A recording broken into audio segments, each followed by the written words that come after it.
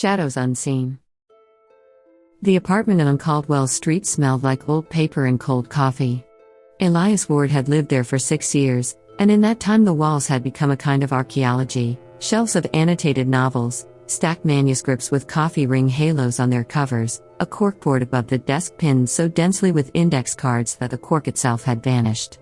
He wrote at night, mostly, when the street below quieted to the occasional cab and the radiator clicked its slow, arthritic rhythm. His neighbors knew him only as the man who left takeout containers in the recycling on Tuesdays and never attended the building's holiday gatherings. He preferred it that way. Solitude was the soil his work grew in, and he tended it carefully.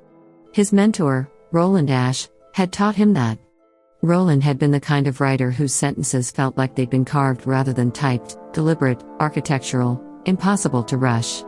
He died 3 months earlier, a cardiac event in his study, unremarkable on paper.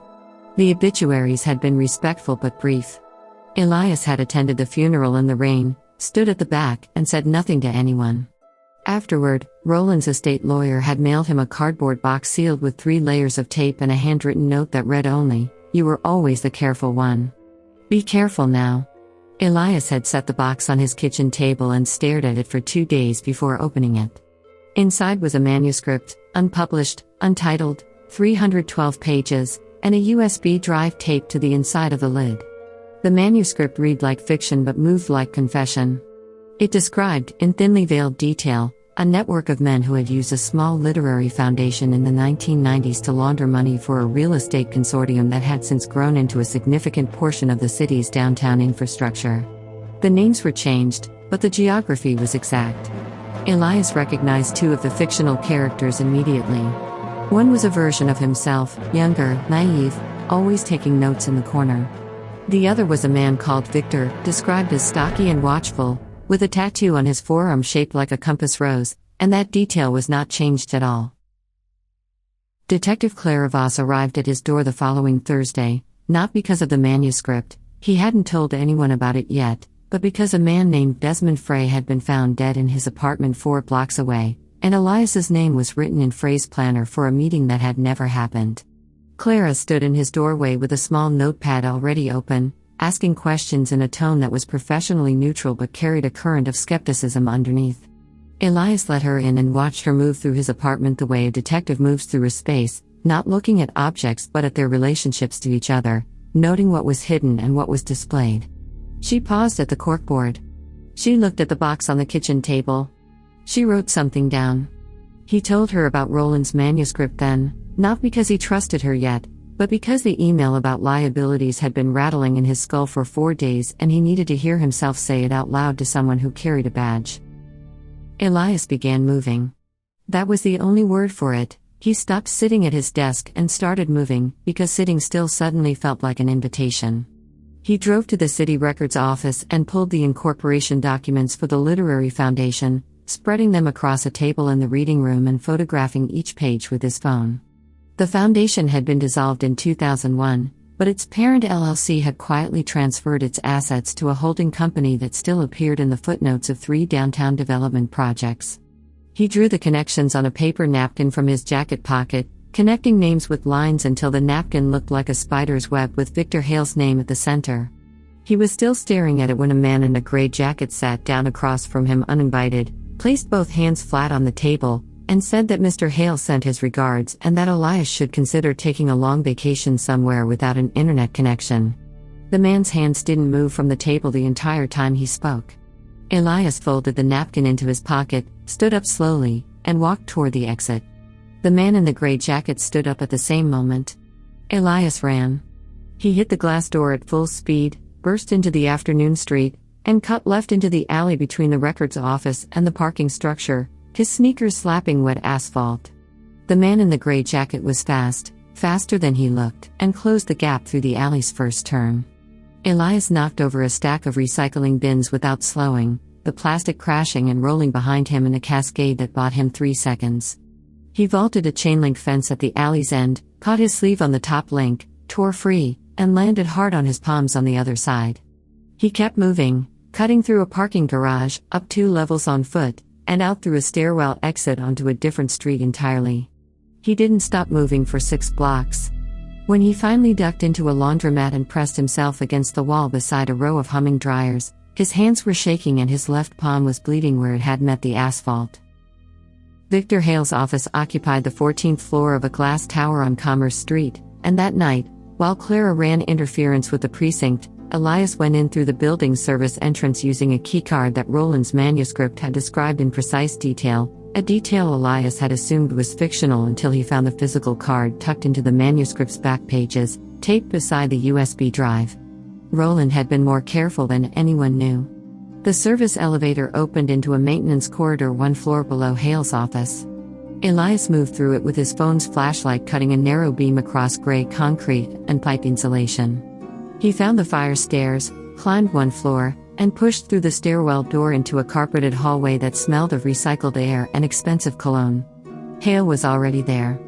He was standing at the window with his back to the room, looking at the city's lights, and he didn't turn around when Elias entered. He simply said, without raising his voice, that he'd been expecting this visit for 3 months, since the day he'd had Roland's box mailed to the wrong person. He turned then, and in his left hand he held a small device that Elias recognized from Roland's manuscript as the delivery mechanism for the compound, a modified injector, the size of a pen, the compass rose tattoo on the forearm beneath it catching the light like a brand. He moved toward Elias with the unhurried confidence of a man who had done this before and found it unremarkable. Elias threw the desk chair. He grabbed it by the back and swung it in a wide arc, and Hale stepped aside but not fast enough. The chair's arm caught the injector and sent it skittering across the floor toward the window. Hale lunged for it.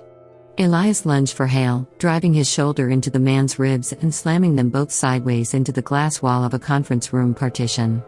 The partition buckled but held. Hale got a forearm across Elias's throat and shoved him back, and Elias stumbled over the overturned chair and went down hard, cracking his elbow on the floor. The injector was 3 feet away. They both saw it at the moment and both moved. Elias got there first, barely, by the length of his outstretched fingers, and swept it under the radiator with his bleeding palm before Hale could close the distance. Hale pivoted and drove a knee into Elias's side, and the air left Elias's lungs in a single violent compression. He rolled, got a hand on the desk leg, and hauled himself upright just as Hale reached for the letter opener on the blotter. Elias grabbed the desk lamp with both hands and swung it in a short, vicious arc that connected with Hale's wrist. The letter opener clattered to the floor. Hale stepped back, cradling his arm, and in that half-second of stillness Elias grabbed the laptop from the desk, opened it, and plugged in a USB drive of his own, a copy he had made at the records office that morning from the physical documents, photographs taken with his phone, everything assembled into a single compressed folder and addressed in a draft email to 3 journalists, 2 federal investigators, and Clara Voss. His finger hovered over the send key. Hale went very still. The city lights burned behind him through the floor-to-ceiling glass, indifferent and bright. Elias pressed send. The folder transmitted in 11 seconds. 11 seconds during which neither man moved, during which the only sound was the building's ventilation system and the distant percussion of the city below. When the confirmation appeared on the screen, Elias set the laptop down carefully on the desk and stepped back. Hale looked at the screen for a long moment, then at Elias, then at the window, as though calculating distances. The calculation resolved into nothing. He sat down in his own chair, slowly, like a man who had just remembered how tired he was, and placed both hands flat on the desk in a posture that was almost identical to his messenger's earlier that day, except that this time, the hands weren't threatening. They were surrendering? Clara came through the service entrance 20 minutes later with 2 officers and a federal warrant she had been quietly assembling for 72 hours, working off-book in a borrowed office with a borrowed printer. She moved through the 14th floor with the efficiency of someone who had rehearsed the layout from a floor plan, and when she found Elias sitting on the hallway floor outside Hale's office with his back against the wall and the injector sealed in a plastic bag beside him, she crouched down and looked at his bleeding hand and said nothing for a moment. Then she took the bag, stood up, and walked into the office. Through the glass partition, Elias watched her place her notepad on Hale's desk, open it to a fresh page, and begin writing. Hale stared at the wall and said nothing. The compass rose tattoo was visible on his forearm under the fluorescent light, and it looked, from where Elias sat, less like a navigation instrument than like a scar.